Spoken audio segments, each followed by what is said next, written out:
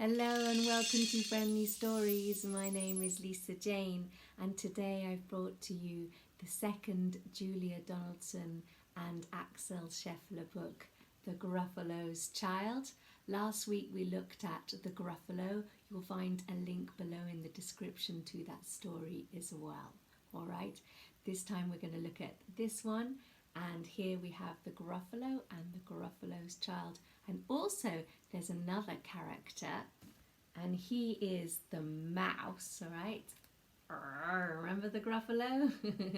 Okay, well this time we're going to be talking about the mouse. Okay, and he doesn't look very scary here, but in the story he's a big bad mouse. All right, so you ready to take a look? Yeah, the Gruffalo's ready.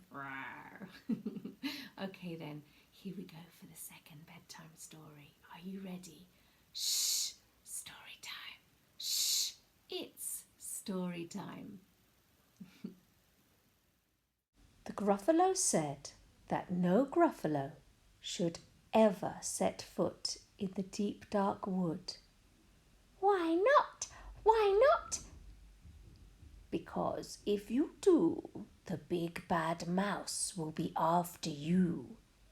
I met him once, said the Gruffalo. I met him a long time ago.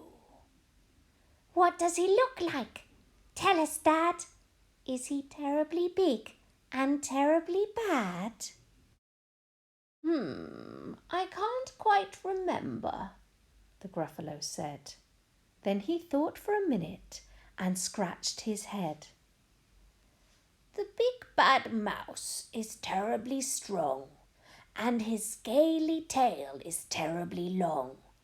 His eyes are like pools of terrible fire, and his terrible whiskers are tougher than wire.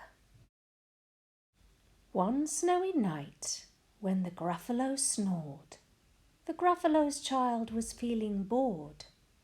The Gruffalo's child was feeling brave, so she tiptoed out of the Gruffalo cave. The snow fell fast, the wind blew wild. Into the wood went the Gruffalo's child. Aha, aho, a trail in the snow. Whose is this trail and where does it go? A tail poked out of a log pile house. Could this be the tail of the big bad mouse? Out slid the creature. His eyes were small.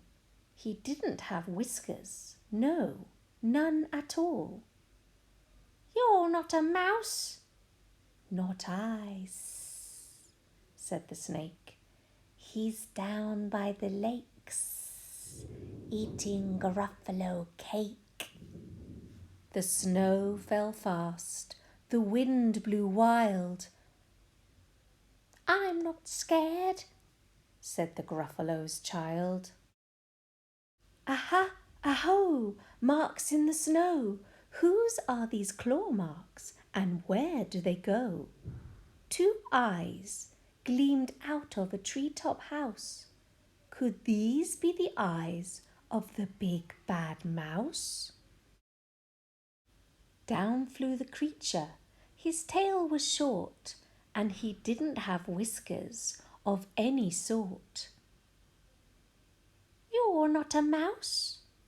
Too, not I. But he's somewhere nearby, eating Gruffalo pie. The snow fell fast, the wind blew wild. I'm not scared, said the Gruffalo's child. Aha, aho, a track in the snow.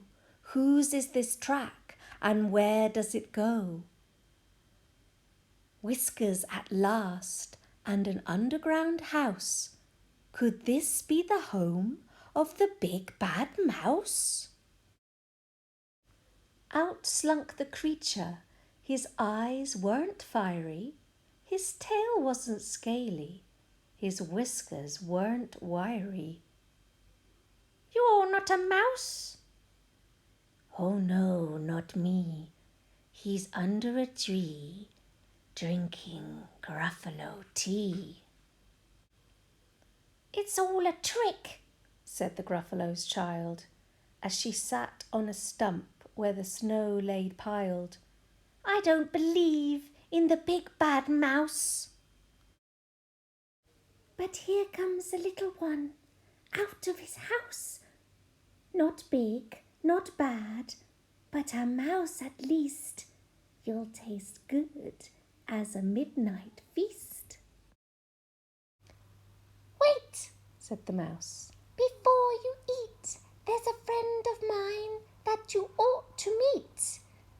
If you'll let me hop onto a hazel twig, I'll beckon my friend so bad and so big." The Gruffalo's child unclenched her fist. The big bad mouse, so he does exist. The mouse hopped into the hazel tree. He beckoned, then said, "Just wait and see." Out came the moon. It was bright and round. A terrible shadow fell onto the ground. Who is this creature so big, bad and strong? His tail and his whiskers are terribly long. His ears are enormous, and over his shoulder he carries a nut as big as a boulder. "The big bad mouse!" yelled the Gruffalo's child. The mouse jumped down from the twig and smiled. "Aha, aho, prints in the snow, whose are these footprints and where do they go?" The footprints led to the Gruffalo cave, where the Gruffalo's child was a bit less brave. The Gruffalo's child was a bit less bored. And the Gruffalo snored and snored and snored. The end. Thank you so much for listening to Friendly Stories. If you have enjoyed this story, please give me a thumbs up. Also, if you'd like to receive a story every week, please subscribe and press the bell. That way I can notify you. Say hello in the comments. I would love to hear from you. Next week we're going to be reading Monkey Puzzle, about a little monkey who's lost his mummy. Okay, and we're going to help him find her. All right. Okay then. Well, it's time to go to bed now. So, night from me. See you later. Bye.